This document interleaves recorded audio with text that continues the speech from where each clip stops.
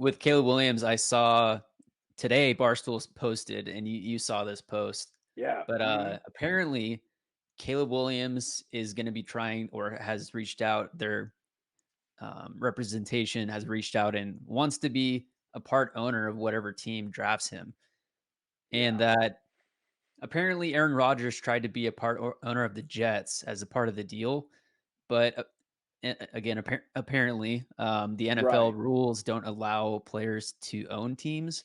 So that was shot down for Aaron Rodgers, and of course for Caleb Williams, that would be shot down as well.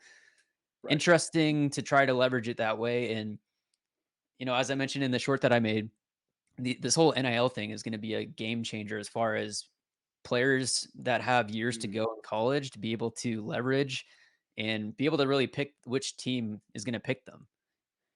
Right. But I also don't think you're going to get that much leverage. Like people instantly go, this is unprecedented. No, it's not unprecedented, right? Like John Elway picked where he went. Eli Manning picked where he Right. went, Yeah. right? So this has happened a couple times, but you have a finite amount of time where you are eligible to play college football. So you get to a point where you have to leave. Right. He's not going to get ownership. You are slotted into the amount of money that you get, right? You're not going to get ownership equity. No team would be dumb enough to do that, even if they could do that, because if you're going to give ownership equity to a dude who only played in college, half of those first round QBs are busts anyways. I know that we're all talking about how he's, can't miss prospect, he's this, he's that. Well, let's go down the list of guys who are can't miss. I mean, Jameis Winston and Marcus Mariota were supposed to be can't miss. Neither one of them is a starter anymore. Jamarcus Russell couldn't watch film. Anthony Achilles Richardson Smith, out for the season. Ryan Leaf, right? So you have all these guys who were busts, like legitimate busts, who never amounted to anything. There's no team that's going to give him equity. It's dumb.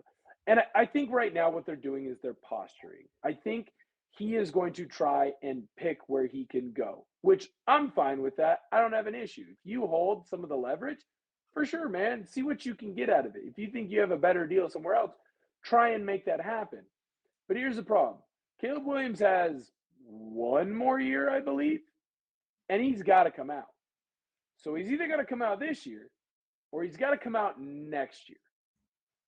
And so if he has to come out in one of these 2 years, if you decide not to come out this year, hey, I'm going to stay, I'm going to make more money at NIL.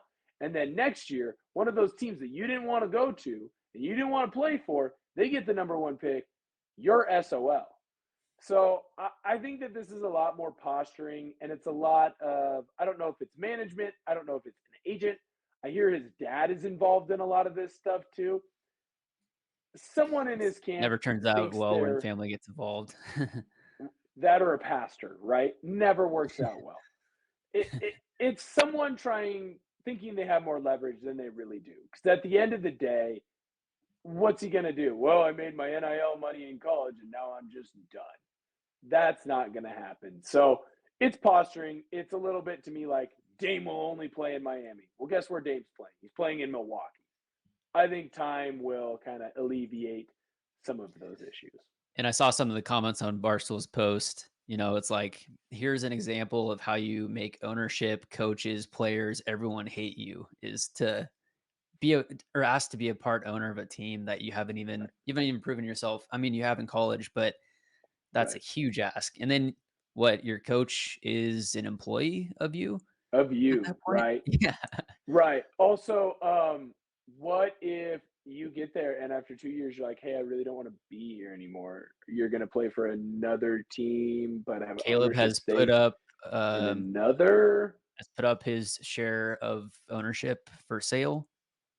Right. Like that. It just doesn't work that way. I think Yeah. it's more to me, it's more of, oh my goodness, he wants ownership stake. Whoa, that's crazy. And then you really think about it and you're like, no, That's he not can't have happening. it. That won't work. And that's not how life works. Yeah. Maybe if he does reach Patrick Mahomes' ability, he'll own a part of a baseball team or a soccer team like Mahomes does, but he's not owning a football team. They didn't even let Tom Brady have equity when he tried to go to the Dolphins. I really think that that article where it came out that Brady tried to get equity is why everyone now thinks that they can get equity. No, They're you can't. You're not Tom Brady, and even he couldn't get it. So like, shut up. maybe I can try this. We'll see. We'll see if it works out differently.